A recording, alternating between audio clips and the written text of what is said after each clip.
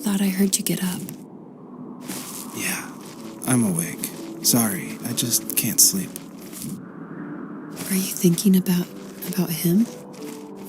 Yeah, a bit. Usually get back to sleep, my love. I'm fine. No, it's okay. What else is on your mind? I don't know. It seems weird, but I had one of the most vivid dreams of my life.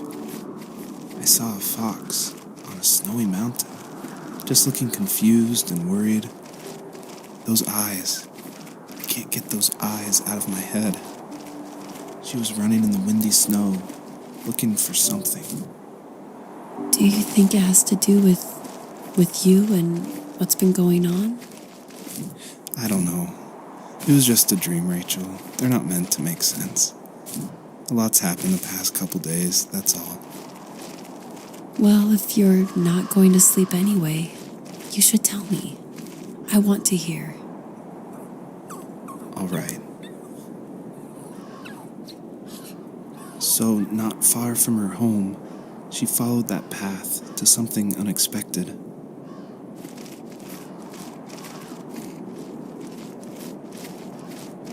She couldn't stay, though. She had to find her other 2 children. So she took that path. She followed it towards something ancient. Something with answers.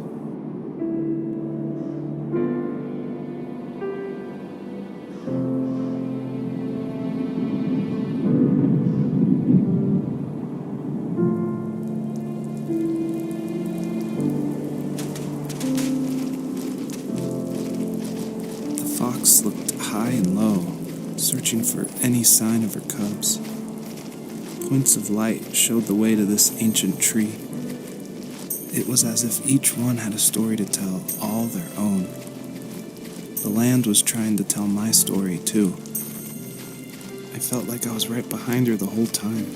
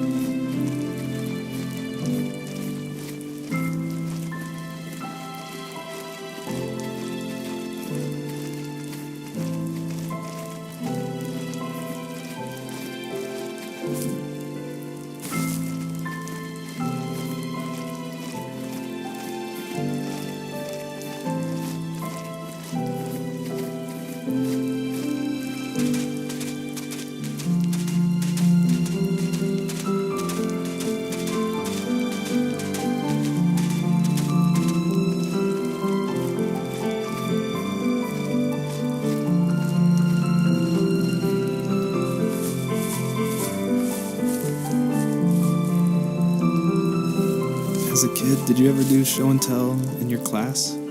Yeah, I think I only did it once, when I was in the 4th grade. You know how my life was around then. I wanted to show my class what helped pass the time and distracted me, so I brought a dozen paper cranes I had made. I think I told everyone how badly I wanted to be a bird and fly, embarrassingly enough. Don't be embarrassed. Every kid wants to fly. For me, it was another toy from my dad, a wooden boat. I remember guarding it so carefully in my hands as I walked into class. When I sat down, a group of boys immediately made fun of it. They asked which trash can I found it in, or why an ugly log was my favorite toy. When I got up, I didn't even want to tell them my dad had carved it. I said it was a joke gift my friends had given me. Kids can be so cruel. Some of them are. I shouldn't have let them get to me, but it did. It's amazing we bounced back at all.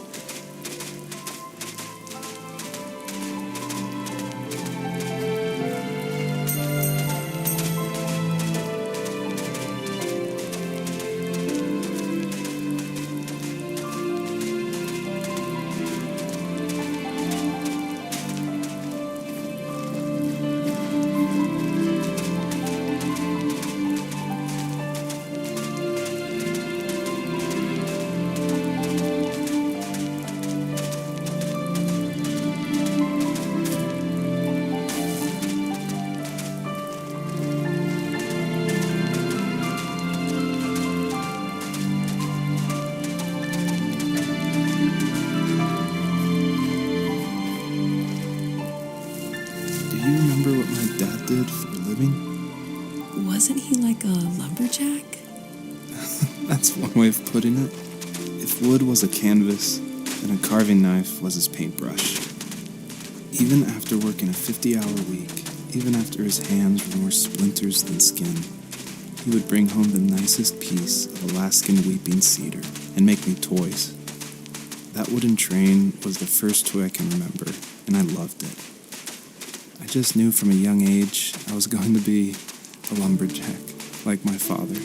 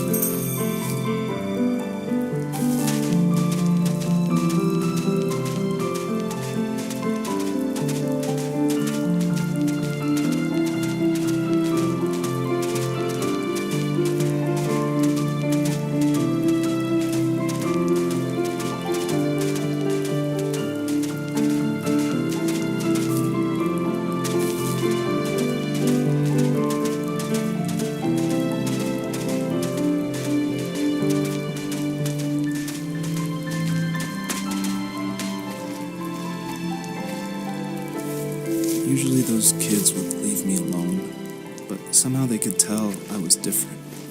They made fun of how far away I lived. They called my dad sourdough. I was a blabbermouth as a kid, telling my dad stories I made up for hours. But after that show and tell, I didn't tell him much anymore. He didn't know exactly what was wrong, but his best guess was that the toys he carved weren't cool enough. He carved me a tank and tried to tell me what it was like to be in a real tank as a serviceman. I didn't know your dad was in the military. Yeah, in the army. The sad thing is that I've pretty much forgotten until just now. There's so much I still don't know about him. I'm sorry. He knows how much you love him. You're going to see him again soon and have some closure, I'm sure.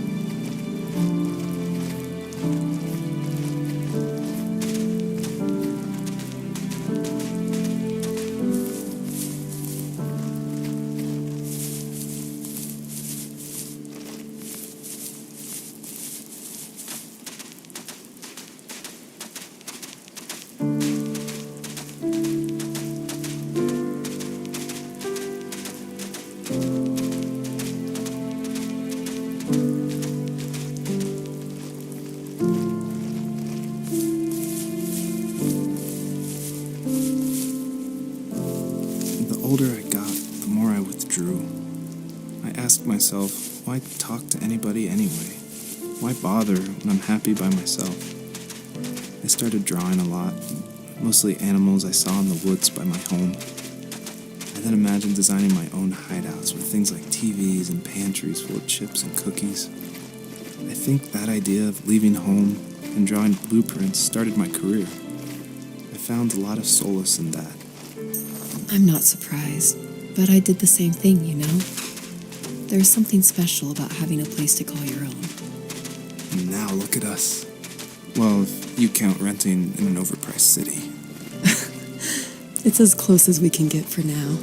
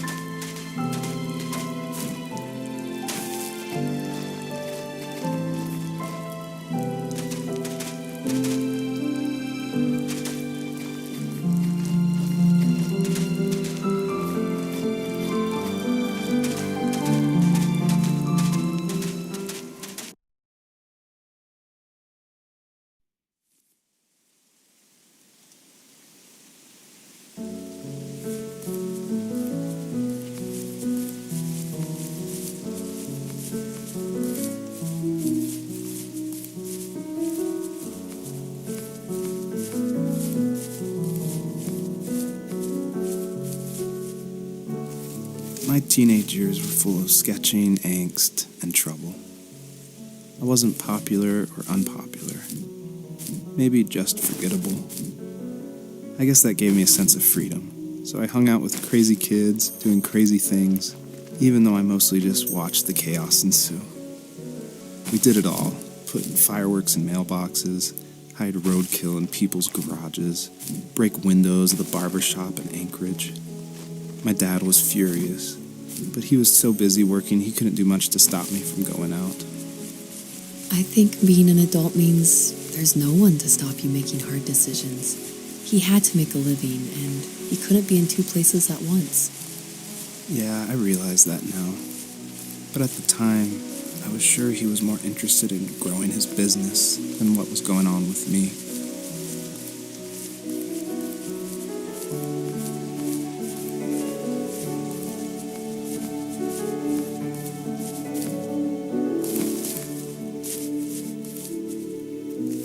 He was working another late night, and my friends were over, saying how bored they were and how they had come all the way out to my house for nothing.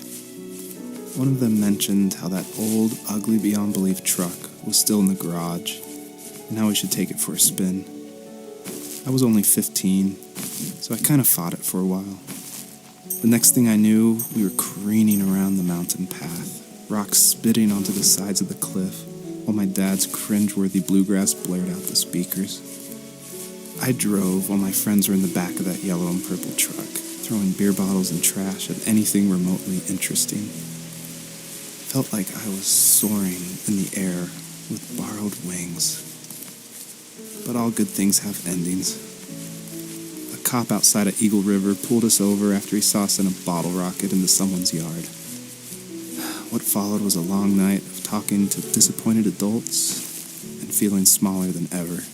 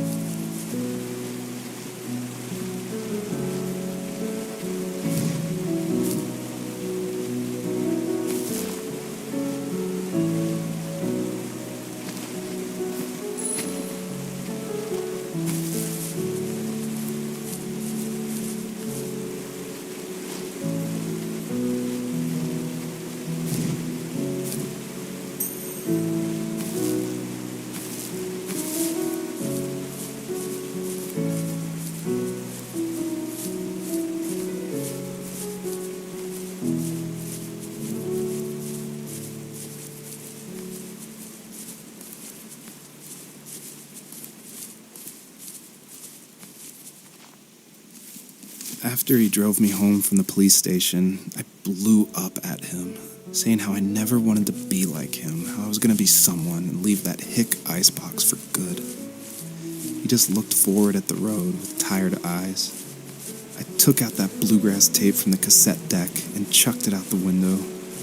In my sage teenage wisdom, I thought I had proved the ultimate point, but my dad had a different idea.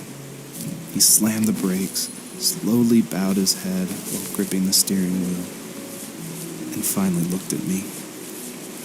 All he said, like it was a polite request, was, "Make this right."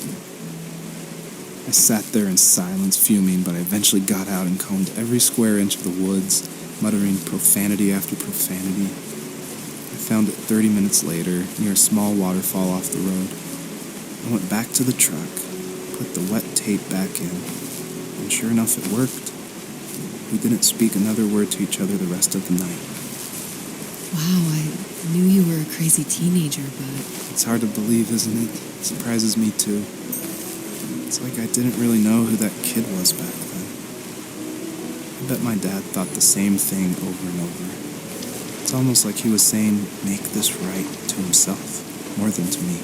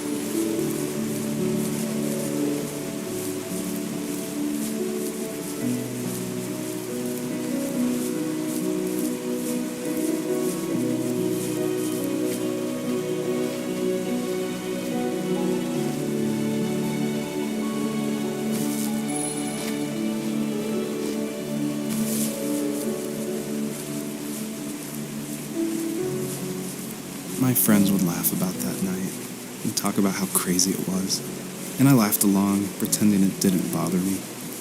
But it did. I imagined my friends growing old in the bush, unable to find that thrill in those godforsaken ice fields. It's like those mountains were a literal wall, keeping me from leaving, where all I would have to look forward to are lumber yards and evening beers. I had to climb over. That was my only goal for a long time.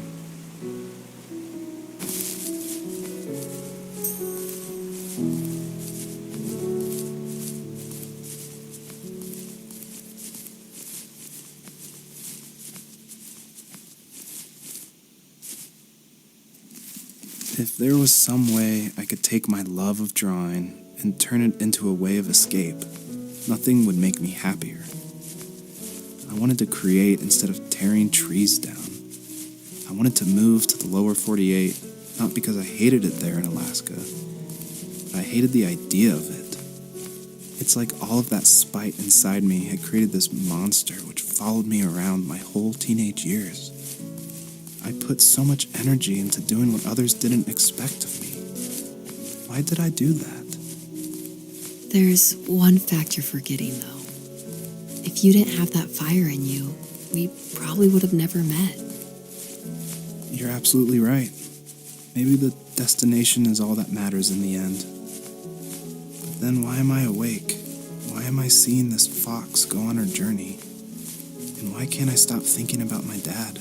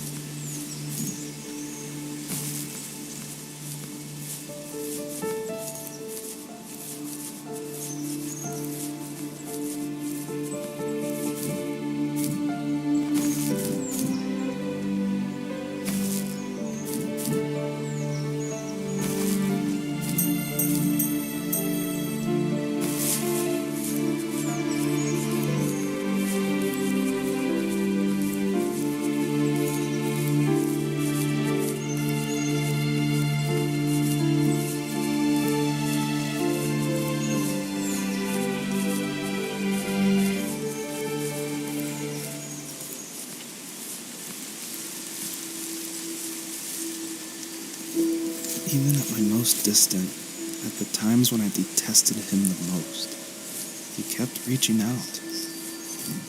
For a year straight, he asked me every week when we were going camping. I thought he was just dense. Eventually, to shut him up, I agreed.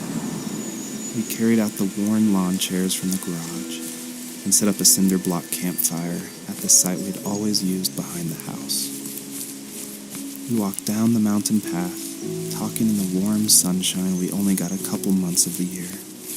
Those 3 obsidian rocks shimmered alongside the shore, almost like sparklers pressed against a dark window. I'll never forget that wet stone on my feet, or how those massive mountains looked even bigger in the lake's reflection. I felt small, but grateful. As the sun set, my dad found something I hadn't seen for a long time. The tree where I'd made my first carving when I was 6. I hadn't even carved it. My dad had helped me, but I still called it my tree. Something about seeing my name there made me open up, and we talked about everything that night in that old camouflage tent. I told him how much I loved sketching and design, and how it would be a dream to study architecture in Seattle. I told him how I didn't get along with my friends much anymore, but that I didn't mind being alone. He told me he was there for me, and he joked that if all he had to do was write my name on a tree to finally get me to talk, he would have left me carved logs with novels on them in front of my room every morning. I don't know why it took me that long to realize it, but it was then I knew how much he had sacrificed for me. My dad built a lot of stuff in his free time. If he wasn't watching fly fishing or reading Tom Clancy novels, he was carving something. He made tons of birdhouses. Not that he was into bird watching, but I think he really missed working and adding on to the home. If he couldn't afford the time to build onto our own house, he would have to settle with watching birds move into their little homes. We kept an old mattress in the bed of that ugly yellow truck, so we would drive it deep into the woods and then watch the birds fly into their houses while the sun set. Usually it was accompanied by venison jerky or a cold Coke, but not a lot of talking, which is how we both liked it.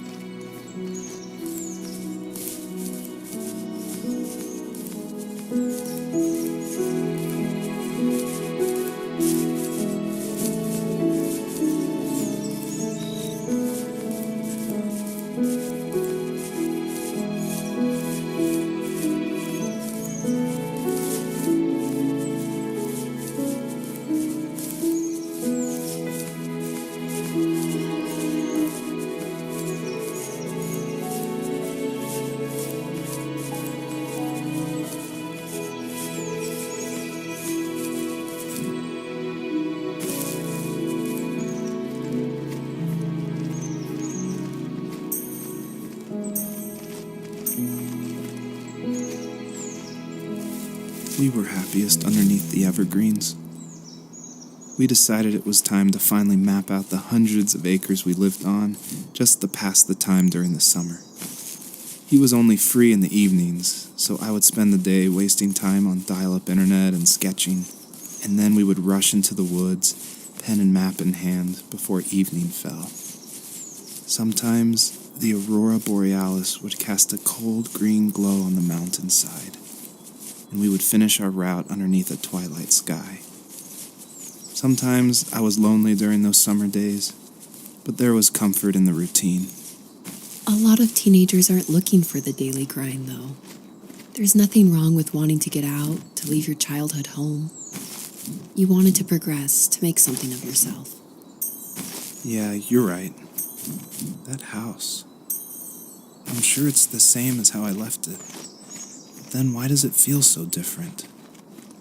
I doubt you're the only adult to have looked back and asked that question.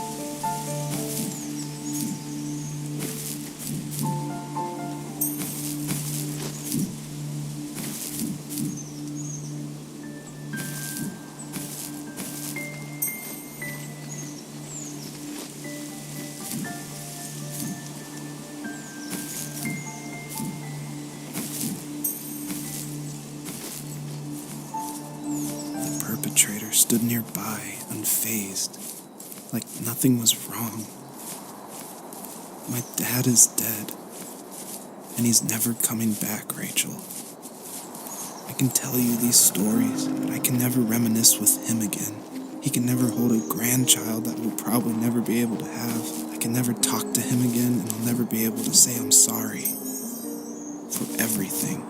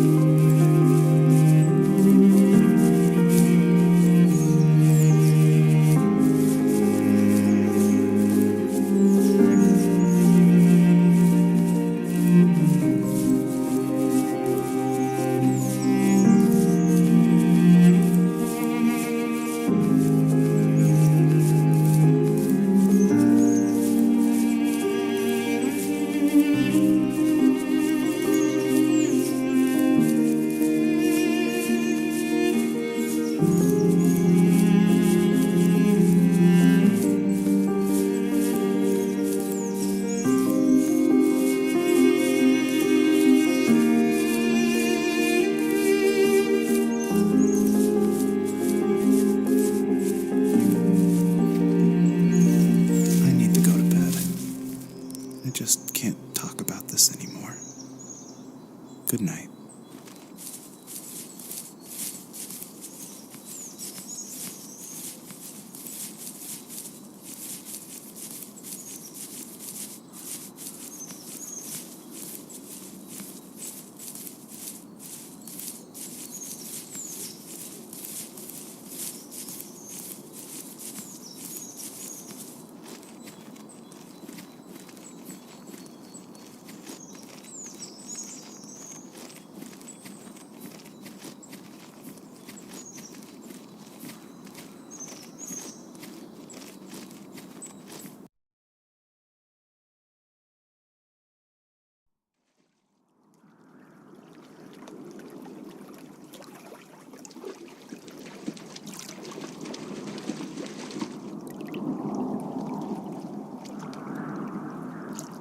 Joseph, you can't go to sleep feeling like this.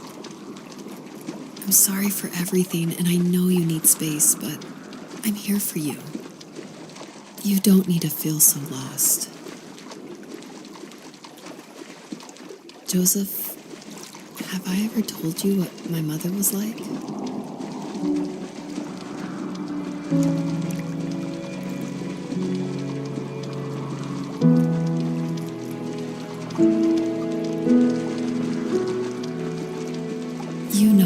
like not to have a mom at home.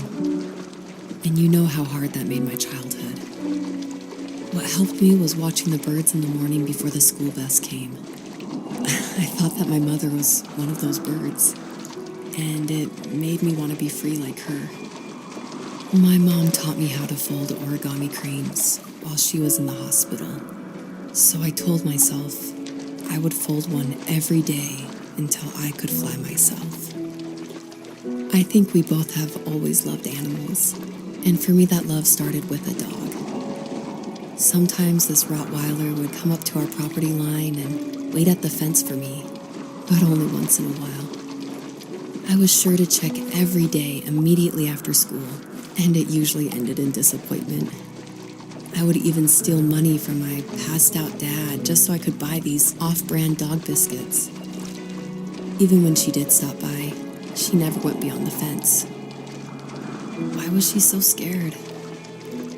I think my dad was the opposite of your dad in almost every way, except he was in the military as well. He coped with alcohol of every kind. The trailer started falling apart, he got angry, and I withdrew.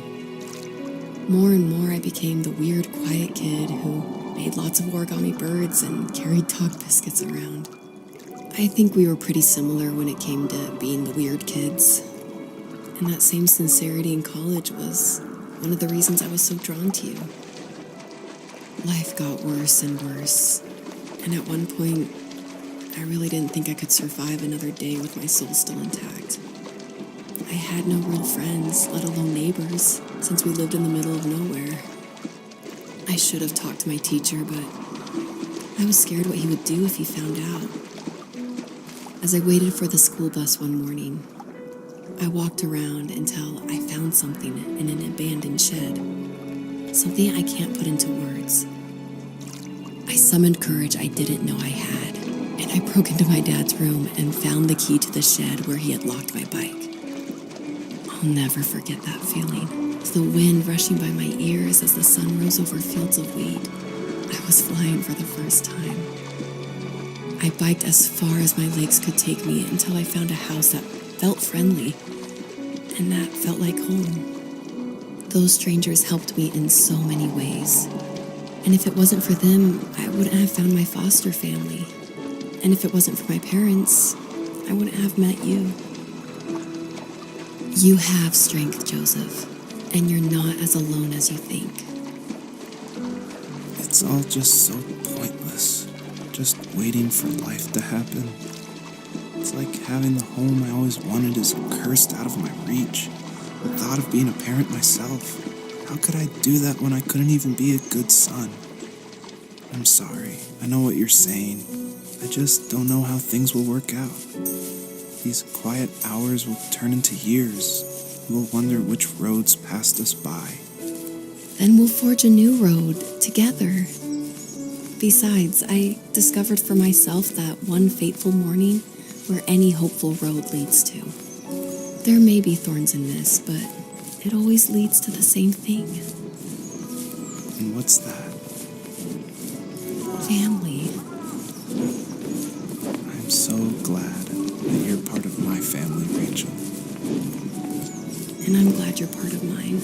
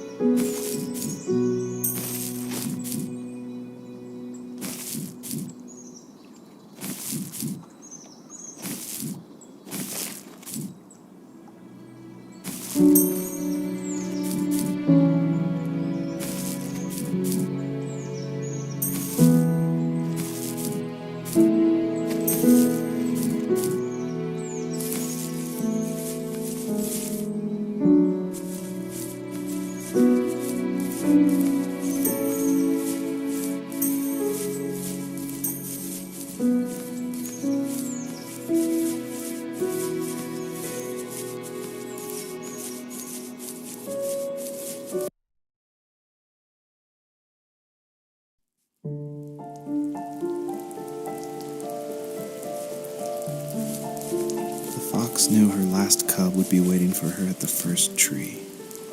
She was almost there. The rain cascaded onto the jade valley where the entrance to the tree was. Life was protected there, because that's where life began. It was now only a mother and a daughter left.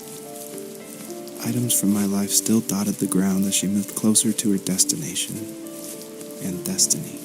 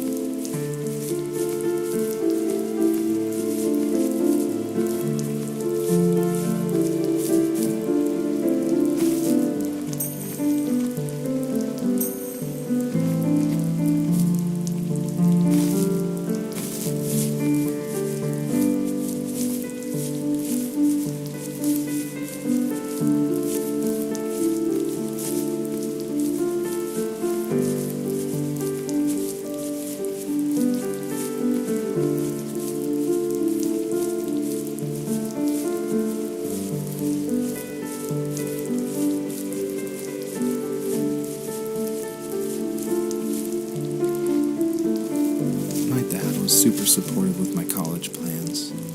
To a point. Things were okay until this terrible accident happened. I guess a forklift flipped over due to a bad axle, and it crushed one of the workers there. My dad didn't eat for days, even though he wasn't directly involved. It devastated him. Not only did it hurt the business, but it just freaked him out.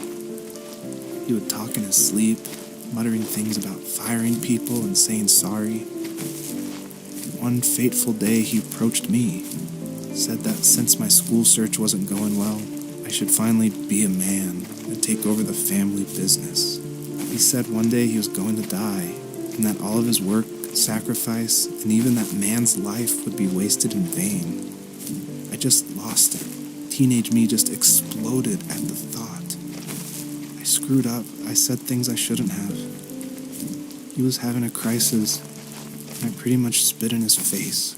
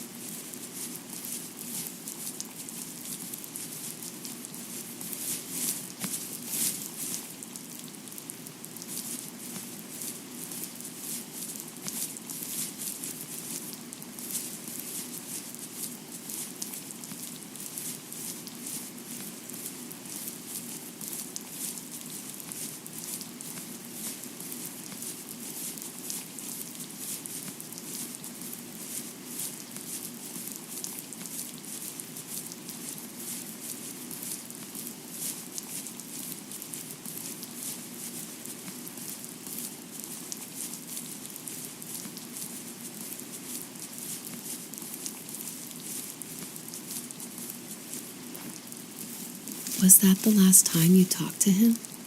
No, I called on holidays, and he would call on my birthday. I guess we acted like nothing ever happened, which was stupid. I didn't want to ask about his lumberyard, and I'm sure he didn't want to ask about my job search. I never went back and visited. I think the last conversation we had was about what movies we had seen and what exactly a best boy is in the credits. I thought he would be here so much longer.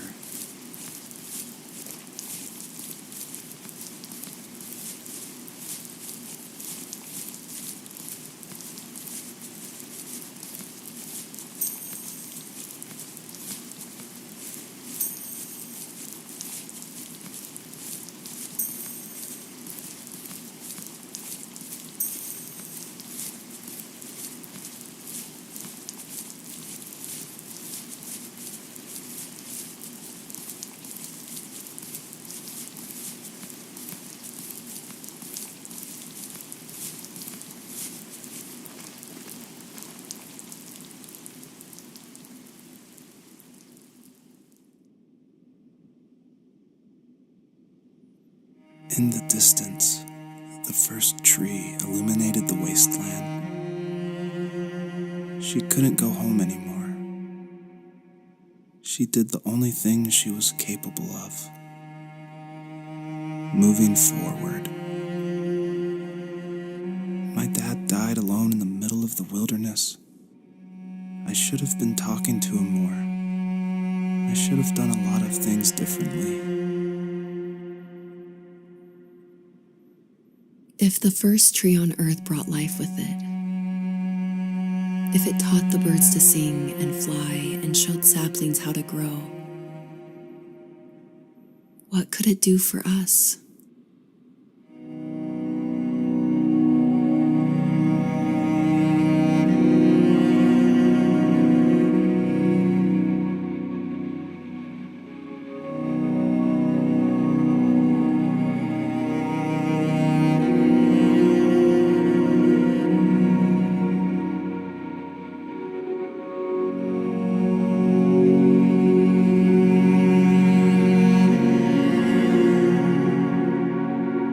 There was a letter I received yesterday from a name I didn't recognize, with a quote I can't stop thinking about. Death is not the opposite of life, but a part of it. More and more, I'm realizing one important truth. Each of us have our own journey to the first tree, but sometimes I'm not sure I'm ready to take that first step. You already have my love.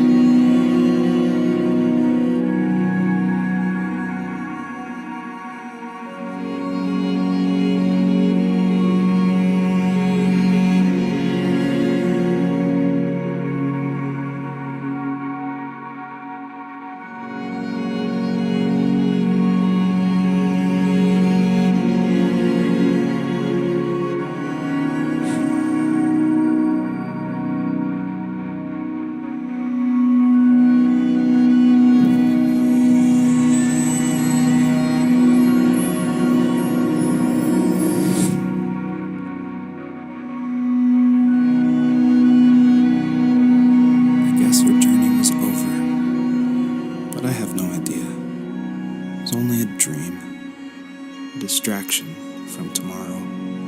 I don't think dreams normally bring back to memory so many important feelings. Maybe it was just a dream, but it was also a gift. Yeah, I suppose. But tomorrow we're getting on a plane to the last place on earth I want to be. The only person that would have made the trip worth it is gone. You're going to see him and be with him one last time before you say goodbye. I have one last quote for you by Emerson, sealed in an imaginary letter from me to you. It is the secret of the world that all things subsist and do not die, but only retire a little from sight and afterward return again. Go to sleep, my love. We have a big day tomorrow, but I'll be there with you every step of the way. Thank you. Thanks for listening. Good night, Rachel. Good night, Joseph.